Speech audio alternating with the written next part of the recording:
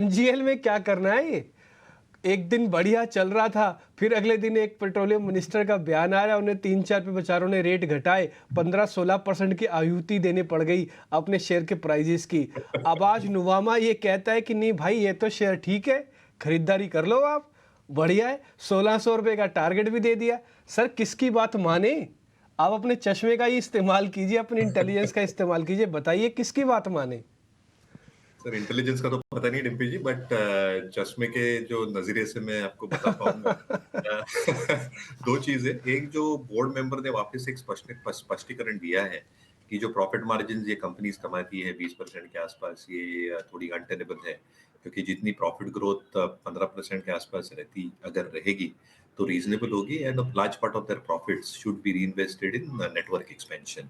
अब ये चीजों को दो चीजों से देखना चाहिए। एक, आई थिंक जो स्पॉट एलएनजी प्राइसेस हैं, जो कल कटौती हुई है ₹2.5 प्रति केजी, जो एमजीएल ने भी की, आईजीएल ने भी की। स्पॉट एलएनजी जो पिछले तिमाही में एवरेज कर रहा था $13 से $14, has come down to around $7.5 to $8। तो कहीं ना कहीं आई थिंक एक नेचुरल रिएक्शन है to pass through the benefits of lower LNG cost. दूसरा आप ये देखें, एमजीएल के केस में एज एन एग्जांपल, जो एडमिनिस्टर्ड गैस आता है उसका एक मेजॉरिटी पोर्शन एमजीएल को मिलता है as a priority gas for city gas distribution, और वो गैस अच्छी खासी कीमतों पे उनको मिलता है, जहाँ पे ये अच्छे खासे स्प्रेड्स एंजॉय करते हैं। तो इनकी जो स्प्रेड्स की रेंज पिछले तिमाही में आई थी $14, 14 रुपये प्रति MMBTU, that the management is saying we are very comfortability in 10 and 12। तो अगर 10 और 12 भी आता है on a normalize level going forward, जो अर्निंग्स का इम्पैक्ट Q3 से लेके अगर आप नॉर्मलाइज वे में करोगे, तो शायद जितनी कल करेक्शन हुई थी वो प्राइस में आ चुका है।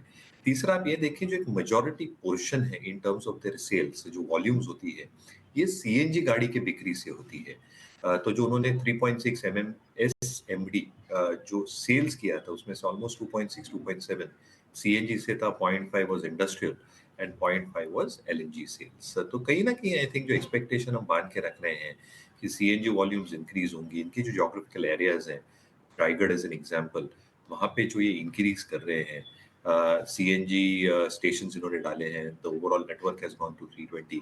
तो ऐसा नहीं है कंपनीज री इन्वेस्ट नहीं कर रहे हैं, कंपनीज आर री इन्वेस्टिंग इनटू देयर नेटवर्क। जो भी नई geographical area CNG station areas of operation करते हैं, जो री इन्वेस्टेबल पोर्शन होता है या पे बैक पीरियड होता है, ये ऑलमोस्ट 3 to 4 क्वार्टर्स रहता है। Obviously I think in terms of expectation कि अगर कुछ कैपिंग आई, जो लग नहीं रही आई है, जो स्टेटमेंट से मैं पढ़ रहा हूँ और रीडिंग बिटवीन द लाइंस, हालांकि एम्फेसिस ये दिया जाएगा कि यू री इन्वेस्ट इन द नेटवर्क्स, ताकि जो गवर्नमेंट की टारगेट है 6% से 15% of natural gas in the overall scheme of things, ये हासिल हो बिफोर 28 और 30 द नेक्स्ट 4 to 5 years। तो मुझे लगता है आई थिंक जितनी मार आनी थी स्टॉक में आ चुकी है। अगर ये स्टॉक और गिरता है, इफ इट फॉल्स फर्दर, मेरे हिसाब से आई थिंक अच्छी बाइंग अपॉर्चुनिटीज आएंगी। थोड़ा पिवट लेवल के ऊपर है, जैसे मार्केट्स में तो देखते हैं, तो अगर ये 1150 1200 तक आते हैं तो I think it's a good buying opportunity. ठीक है सर, मैंने बात आपकी सारी गौर से सुनी और मेरे को भी ऐसा लग रहा है कि अगर थोड़ा भी और गिरता है फिर ये एक अपॉर्चुनिटी हो सकती है बाय की, क्योंकि कल पहला दिन था गिरने का। आज नुवामा की रिपोर्ट तो आ गई है 1600 की, लेकिन क्या ट्रस्ट पहले दिन कर ले, थोड़ा रुक जाना चाहिए। और कोई बड़ी बात नहीं है कि अगर ये 100 रुपये और गिर जाए तो फिर आपके लिए वैल्यू बाय हो सकता है।